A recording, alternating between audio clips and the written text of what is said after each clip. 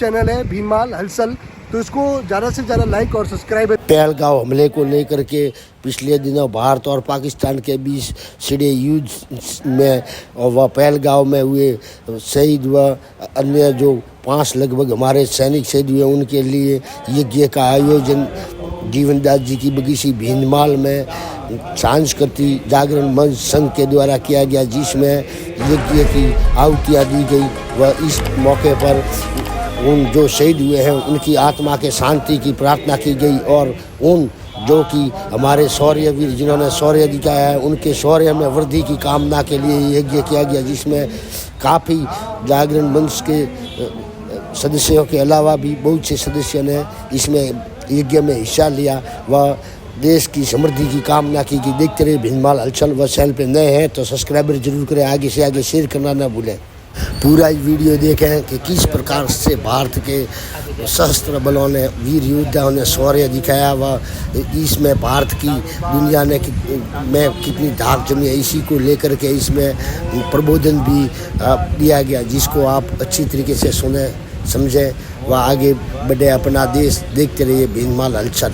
इस युद्ध में कह सकते हैं कि जो शौर्य हमारे सैन्य बलों ने दिखाया, इसके साथ ही जी जो तकनीकें जो कि प्रहार के लिए हो या रक्षा के लिए हो, जो चीज़ें भारत की स्वदेशी तकनीक से बनी हुई थी उसी के बारे में सोशल मीडिया हो या खबरिए चैनल उन्होंने नहीं दिखाई, जबकि सबसे अच्छा कार्य जो कि हमारे सशस्त्र बलों के पास था जो कि स्वदेशी तकनीक से बना हुआ था आकाश मिसाइल, जिसने देश की रक्षा में काफ़ी अहम भूमिका निभाई। हुआ जो बना हुआ है L-70 उसने भी बहुत ही अच्छी सुरक्षा के लिए बढ़ाई। इसके अलावा भी जो प्रशंसा की जा रही है इसके बारे में, जिसे रूस से खरीदा गया डिफेंस सिस्टम उसने भी बहुत अच्छा कार्य किया है। देखते रहिए भीनमाल हलचल।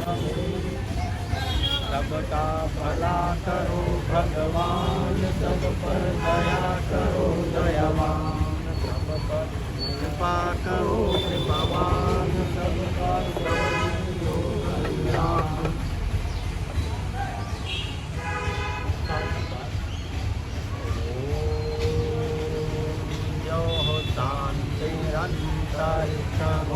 शांति पृथ्वी शांति शांति सदय शांति वनस्पतय शांति देव शांति ब्रह्म शांति सर्वगुण शांति शांति व शांति काम शांति।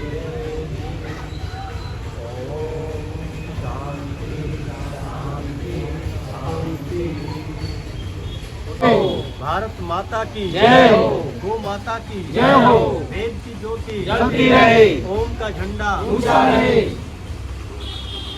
अभी जो युद्ध हुआ उसमें हमारे जांबाज सैनिकों ने जो साहस दिखाया उन सब की जय हो जय हो। आज हम सबने यहाँ एकत्रित होकर पाकिस्तान के साथ में हमारे देश का जो युद्ध चल रहा था उसमें जांबाज सैनिक शहीद हुए हैं और सामान्य उनकी आत्मा को शांति और सद्गति परमपिता परमात्मा देवे, और साथ में हमारे जो सेना के जवान उनको लंबी उम्र आयुष्मान परमपिता परमात्मा प्रदान करें और हमारे देश को हमारे राष्ट्र को नित्य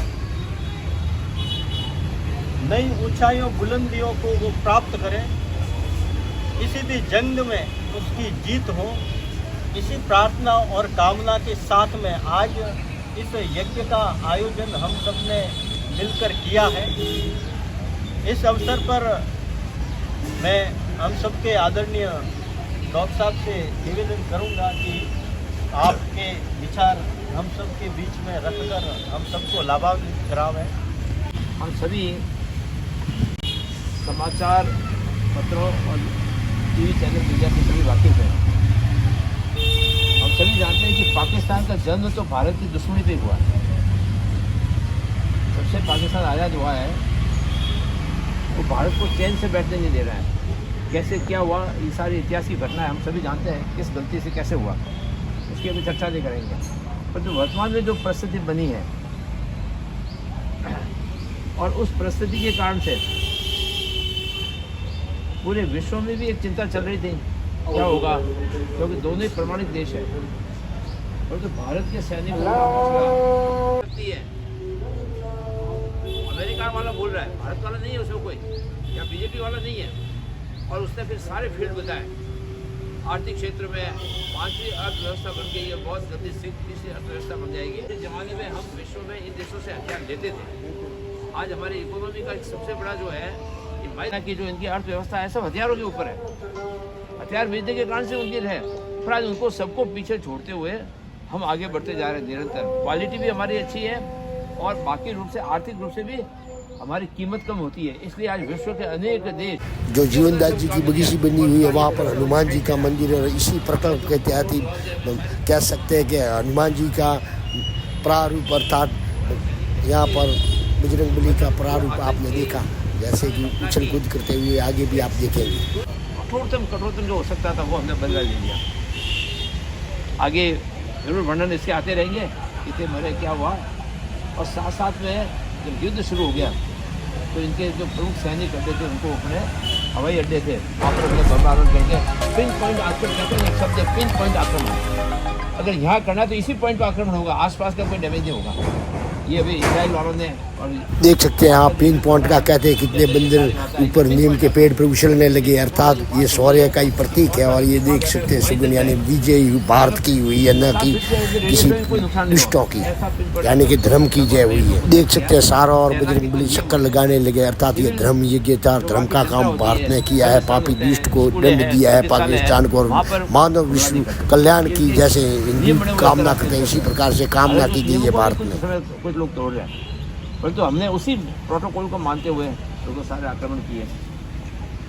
पाकिस्तान को लग रहा था कि विदेशी शक्तियां जो हमको सहयोग कर रही है उसके आधार पर हम भारत का मुकाबला करेंगे।